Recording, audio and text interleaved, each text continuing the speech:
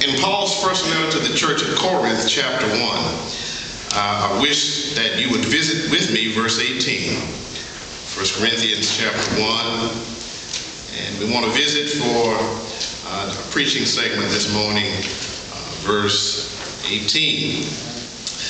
When you have it, if you would respond by saying amen. I haven't said this in some time, but certainly want to encourage us to bring our Bibles each and every Sunday. If you don't, there's one in the pews provided for you. Amen. And if not, your neighbor will allow you to look on with him or her. 1 Corinthians 1 and verse 18, Paul writes, "For the preaching of the cross is to them that perish foolishness, but unto us which are saved, it is the power of God." I want to talk about the human predicament. I want to talk about the human predicament. You may be seated. All of us can either by way of experience or by vicarious connection, or maybe by visually watching the news as we keep up with everything that's going on, we can remember some traumatic moments in life. Some moments in life, some news stories, and maybe even some personal experiences that have revealed, unfortunately, the ugly side of human nature. Some of us may be able to even record or rehearse some things we've done in our own life that we would categorize as being less than what we would hold for ourselves. And so, my brothers and my sisters, one thing that we need to understand is that all of us, through either personal experience or observation, have experienced elements of human nature that have called us to cry out, why? And when we have these experiences, whether we've done something to someone else or someone has done something to us, or we've seen something to transpire around the world, we ask ourselves the question, what am I in response to this to believe about human nature?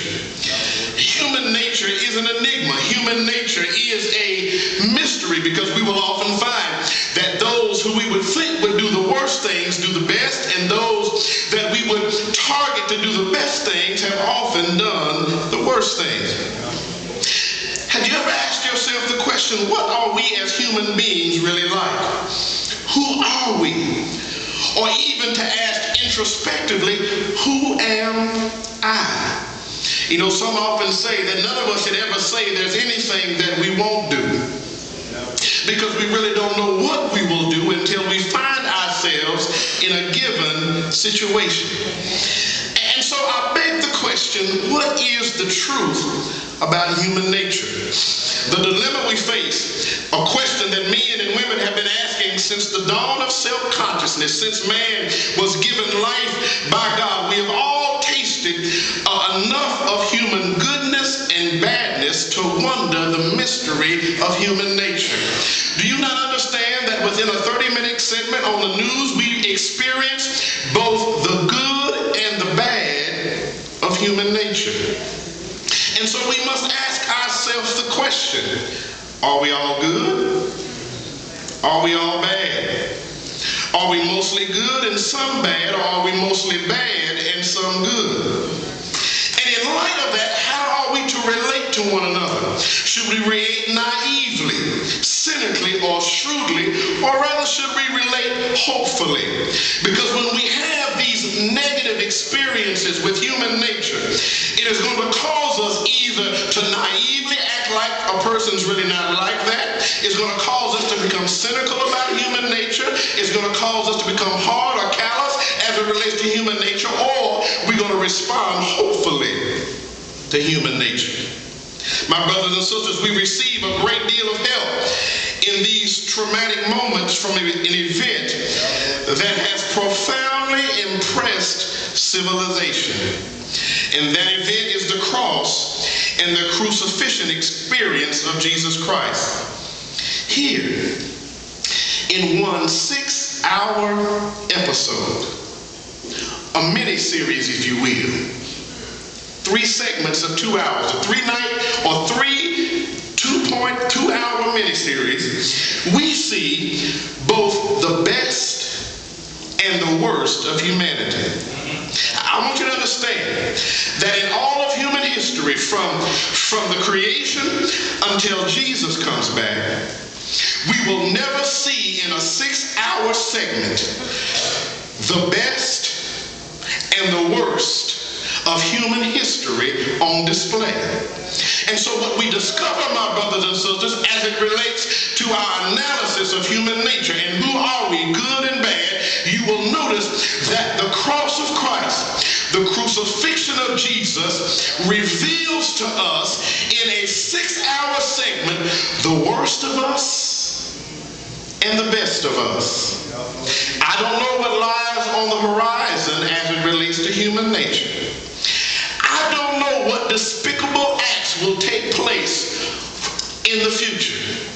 I know what has taken place in the past, but I do want you to understand that nothing will be worse than what took place during that 6-hour moment, and you will never see anything better than what took place during that 6-hour moment.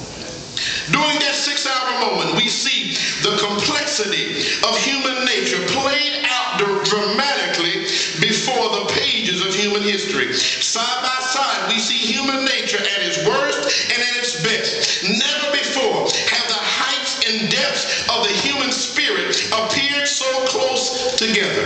And so we are returning to this place in order that the cross of Christ might serve as a spiritual gyroscope that will enable us to keep our view of human nature in proper equilibrium, in order that we might not become too naive, too cynical, too shrewd about human nature, but at the best and the worst of human nature, we'll find that we must remain optimistic and we must remain hopeful.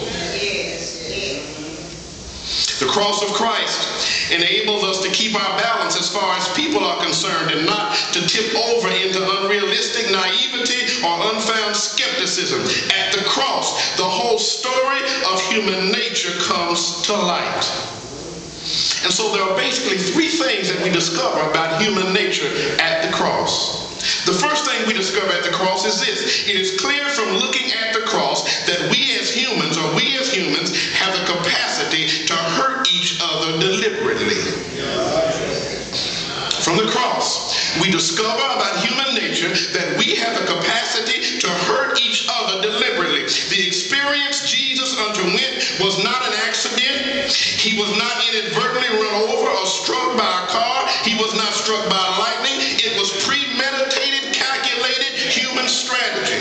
And so at the cross, what we discover is that within our own human nature, we have the capacity to deliberately hurt one another.